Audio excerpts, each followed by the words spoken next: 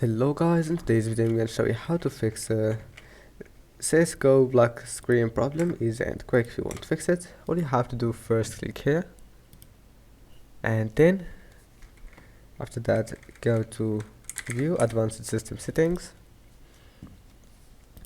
and go to settings, adjust for best performance. Now click apply and then OK. You can make it for best appearance whenever you want. Now just close it.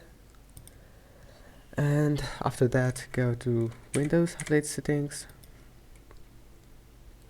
check for updates and make sure to install all the updates that you can find. Now go back and then after that go to GeForce Experience.